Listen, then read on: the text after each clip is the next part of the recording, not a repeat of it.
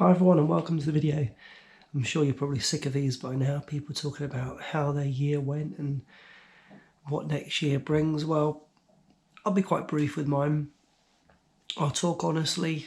As you know, I always like to just reflect on where I'm at and I just speak the truth really.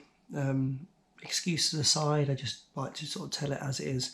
So 2022 I went in with my eyes wide open, feeling really, really confident about what I wanted to do. And naively, there was an element that I just didn't take into account, and that element was family. So I had my North Downs Way 50 miler, the second attempt at that to try and go under 10 hours.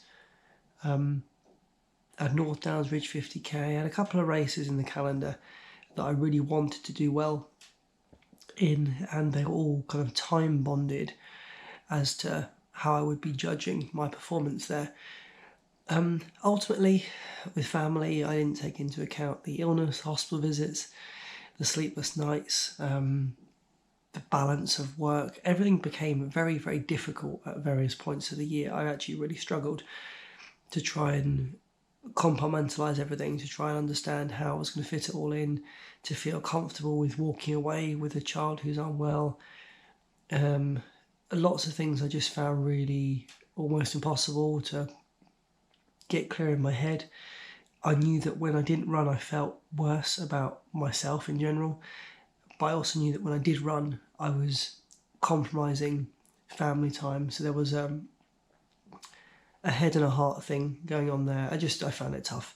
And so my performances this year in terms of running were nowhere close to really what I wanted them to be.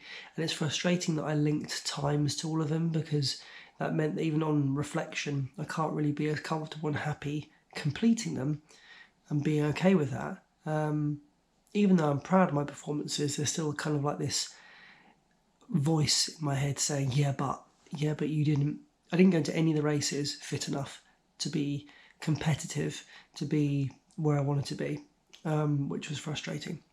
But family will always take priority. I'm not a sponsored athlete. I don't get paid a penny to do what I do. I don't get free stuff. And so I do what I can. I do what I can, and sometimes life throws a curveball. Like even with this sub-4 marathon, I've been trying to do that since September, August perhaps. And things just keep happening.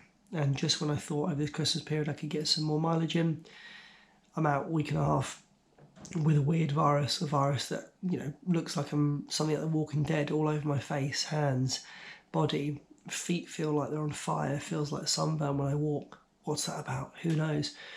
Stuff like that. So overall, it's been a bit of a weird year. I mean, I've actually really enjoyed kind of the filmy aspect, the social media side of things, and just getting comfortable with how I want to present certain things. And that's why in 2023 I'm probably going to be moving away from training style vlogs. I find them a little bit tedious at times, and even to watch them, I think, unless there's a real solid goal or unless you're particularly interested, they can be a little bit samey. And so what I want to do in 2023 is quite simple, really. Just do more racing, but racing for fun. My favourite race of 2022 was one I did a few weeks ago, the Weybridge 10k. I entered it about 5 days before. I knew I had enough fitness just to do the distance, and I wasn't really too focused on how I performed on the day other than just going out there and giving it my all. And that's what I want to do. I want to keep things local. I want to just enter races as and when I see them, and I want to be fit enough to be able to take part. That's a primary goal, and if over time my fitness develops to a point where I feel like I can take on bigger challenges, I'll do that as well.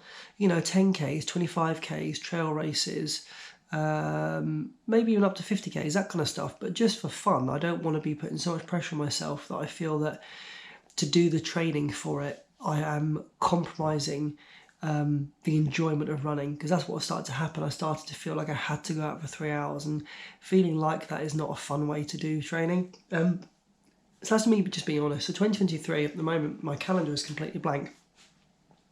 I'll be sitting down over the next sort of week or so and just looking for local races. If you know any local races, I'm in kind of the Surrey area, the southeast of England.